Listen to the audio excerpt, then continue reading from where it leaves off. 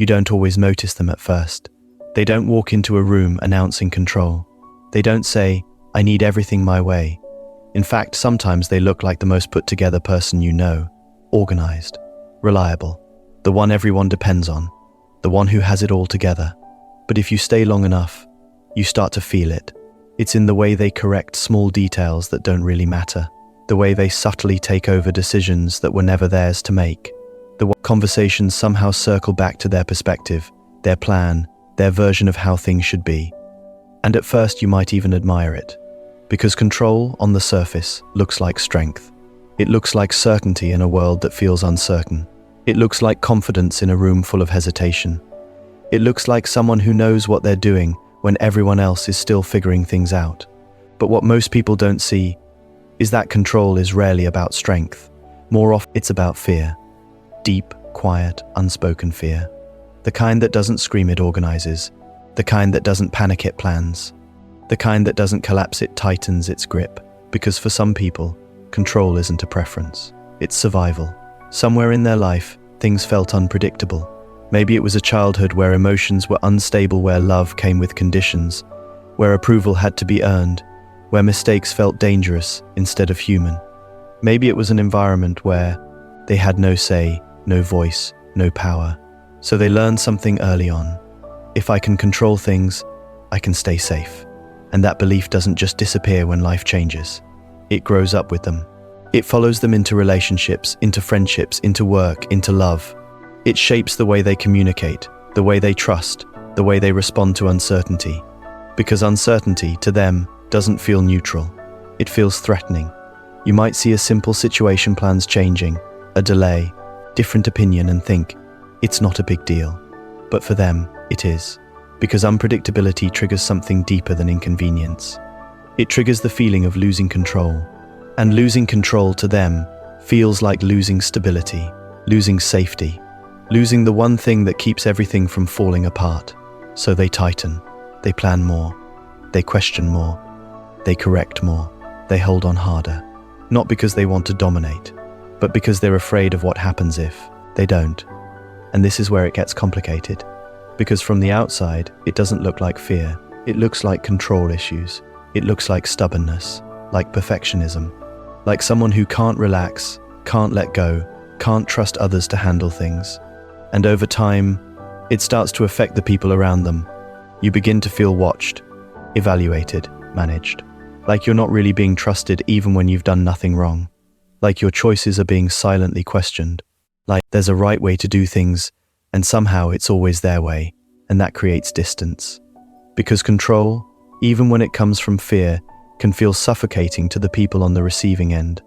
It makes relationships feel less like connection and more like performance.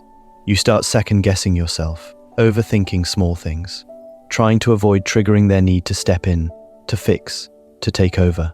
And slowly, without realizing it, you shrink, not because they told you to, but because their need for control left no room for your freedom. And yet, if you look closely enough, there's always a moment where their control slips, a moment where the mask cracks. It might be when something doesn't go according to plan, when someone challenges them, when life throws something unpredictable their way, and suddenly you see it, not anger, not dominance, but panic, a quiet internal panic that says, this isn't how it's supposed to go, because for them, control isn't about making things perfect. It's about preventing things from going wrong. And wrong, in their mind, isn't just inconvenience. It's emotional chaos. It's rejection, failure, judgment, loss. All the things they've spent their life trying to avoid. So they build systems, routines, expectations, standards. Not just for themselves, but for everyone around them. Because if everything stays within those lines, nothing can hurt them. At least, that's what it feels like. But here's the truth they don't always realize. The more you try to control everything, the less you actually feel in control. Because life doesn't respond to control, it responds to change. And when your sense of safety depends on everything going exactly the way you planned, you're constantly at risk of feeling unsafe. That's the hidden exhaustion behind people who always need control. They're not just managing life, they're managing anxiety, constantly scanning for what could go wrong. constantly adjusting, fixing, predicting. And it's tiring, not just for them, but for everyone who loves them. Because real connection requires something control struggles with: letting go, letting people be different, letting situations unfold, letting imperfection exist without immediately trying to fix it. And for someone who equates control with safety, letting go doesn't feel peaceful. It feels dangerous. So they hold on, even when it's costing them relationships, even when it's creating distance, even when, deep down, they know it's pushing people away. Because the fear of losing control still feels bigger than the pain of losing connection. And that's the quiet tragedy of it all. They're not trying to control people because they don't care. They're trying to control things because they care too much in the only way they know how.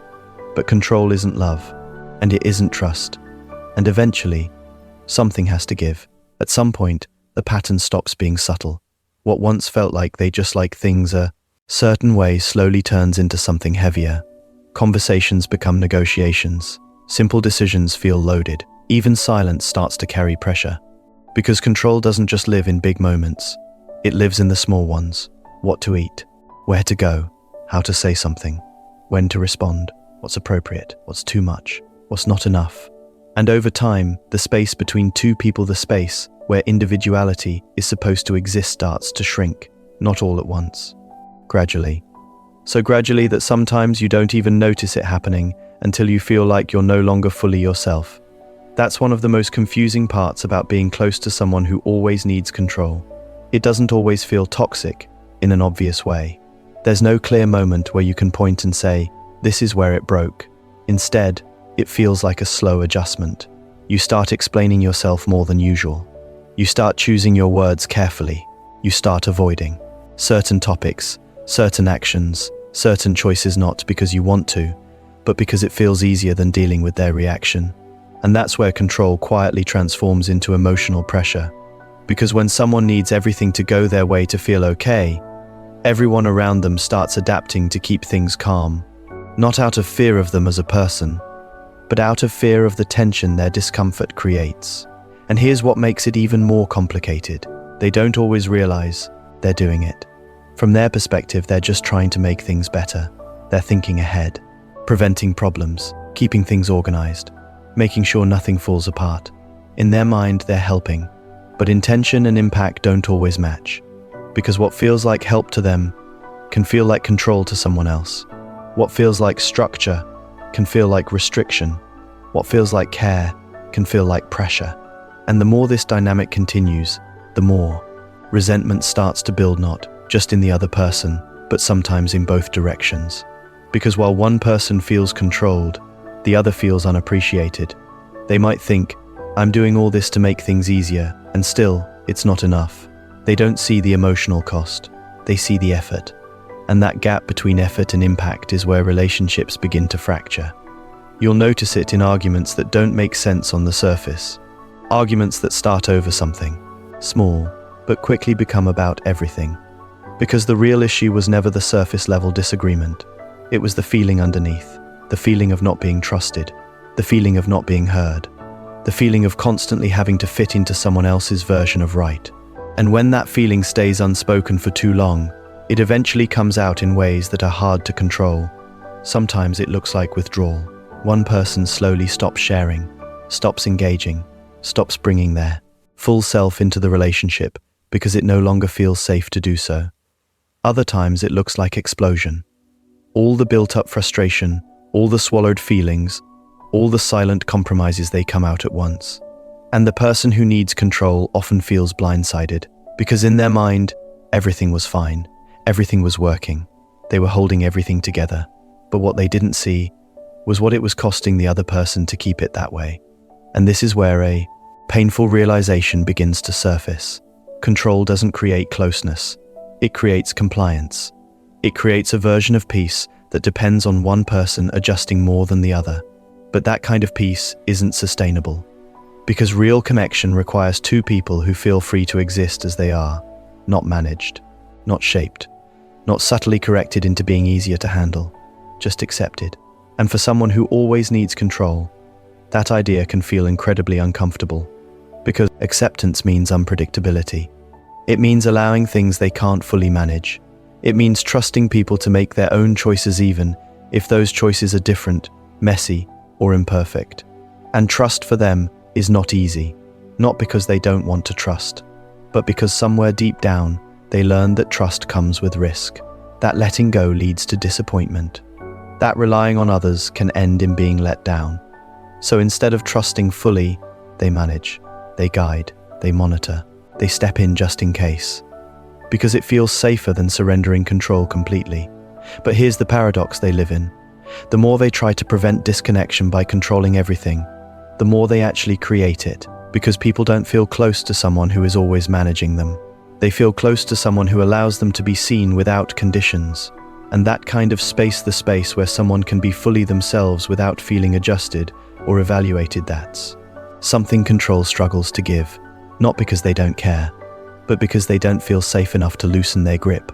And if you listen closely, beneath all the structure, all the correction, all the need to have things a certain way, there's a quiet question they rarely say out loud. If I stop holding everything together, will everything fall apart? And even deeper than that, if I stop controlling, will I still be okay? That's the question they've been avoiding for most of their life. Because answering it requires something they've spent years trying not to do. Letting go. Not all at once. Not in a dramatic, life-changing moment. But in small, uncomfortable steps. Letting someone else take the lead. Letting a situation unfold without interference. Letting imperfection exist without immediately fixing it. And most importantly, letting themselves feel the discomfort that comes with not being in control. Because that discomfort is not weakness. It's unfamiliarity. It's the space where growth begins. But getting there isn't easy. Because control doesn't just protect them from the outside world. It protects them from their own internal chaos. From emotions they haven't fully processed. From fears they've never fully faced. From vulnerability they've learned to avoid.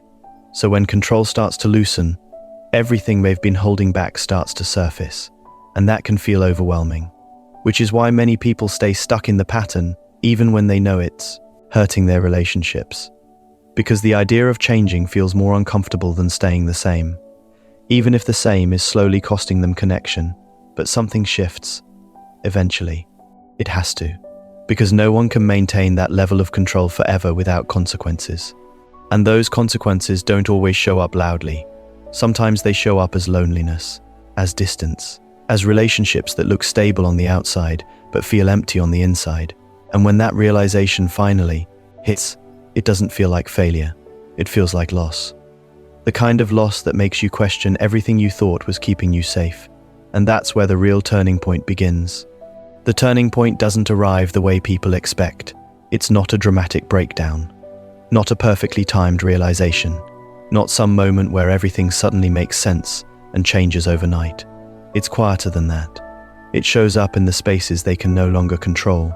A relationship that feels distant, no matter how much effort they put in. A conversation that doesn't go the way they rehearsed it in their head. A person they care about slowly pulling away, no, because they don't love them, but because they don't feel free around them. And for the first time, control doesn't fix it, it just makes it worse. That's the moment everything starts to shift, not externally, but internally. Because when control stops working, it forces a question they've spent their entire life avoiding. Why do I feel like everything will fall apart if I don't hold it together? And that question doesn't have a quick answer. It opens a door back to the parts of themselves they learned to silence, the emotions they learned to manage instead of feel, the experiences that taught them, without words, that being in control was the only way to stay safe. And this is where most people get it wrong. They think the solution is to stop being controlling, but that's not how it works. You can't just remove control like it's a bad habit. Because for them, control isn't just behavior, it's protection. So healing doesn't start with letting go. It starts with understanding what they've been holding on to. It starts with recognizing that the need for control didn't come from nowhere. It was built, layer by layer, experience by experience, moment by moment. And once you see that clearly, something softens. Because instead of judging themselves, why am I like this? They begin to ask a different question. What am I afraid will happen if I stop?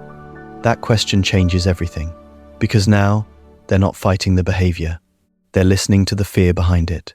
And that fear is usually simpler and more human than it seemed. Fear of being hurt, fear of being abandoned, fear of being seen as not enough, fear of things falling apart in ways they won't be able to handle. And for the first time, they begin to realize something they were never taught. Control never actually protected them from these things. It only delayed them. Because no matter how tightly you hold on, you can't control people's feelings. You can't control outcomes. You can't control whether something stays or leaves. All control can do is create the illusion that you're safe. But real safety doesn't come from control. It comes from trust. Not just trust in others, but trust in yourself. Trust that even if things don't go the way you planned, you'll be okay. And that kind of trust isn't built through perfection. It's built through experience, through small moments of letting go and surviving them, through allowing someone else to take the lead and realizing the world didn't collapse, through saying less, controlling less, fixing less, and noticing that connection actually feels lighter, more real, more mutual. But this part is uncomfortable, because when you stop controlling everything around you, you start feeling everything inside you. The anxiety you used to manage, the uncertainty you used to avoid, the vulnerability you used to cover with structure and certainty. And it feels messy, unfamiliar, exposed. There will be moments where every instinct tells you to go back, to take control again, to fix, to plan, to tighten your grip just enough to feel okay again. And sometimes you will, because healing isn't linear. It's not about never controlling again.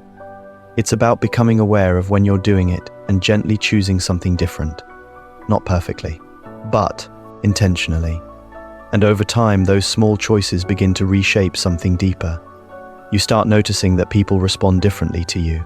They open up more. They relax more. They stay not because they feel managed, but because they feel accepted.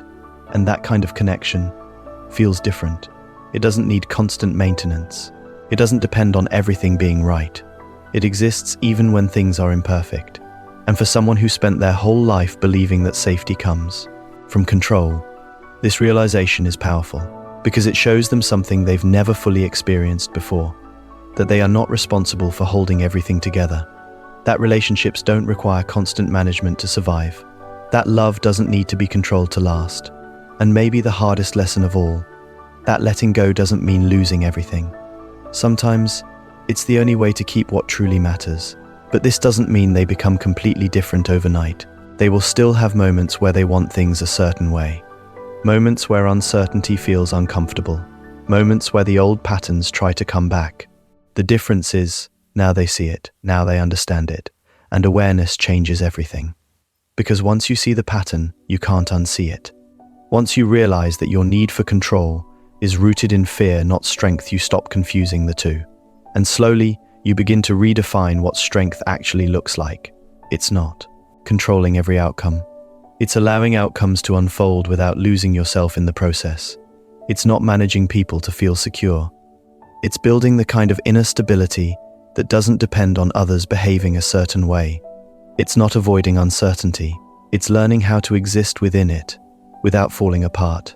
And that's the real shift, from control to trust, from fear to awareness, from holding on to allowing. Because at the end of it all, the people who always needed control were never trying to dominate life. They were trying to feel safe in it. But safety was never in control. It was in their ability to face what control was protecting them from. And when they finally do, when they stop fighting uncertainty and start understanding themselves, they don't lose control. They outgrow the need for it. And in that space where control once lived, something new begins to exist. Something quieter, something stronger, something real. Peace, not the kind that comes from everything going your way, but the kind that stays even when it doesn't. And that's the lesson most people spend their entire lives trying to learn. You don't find peace by controlling life. You find it by trusting that you can handle it even when you can't control it. And that's where everything finally changes.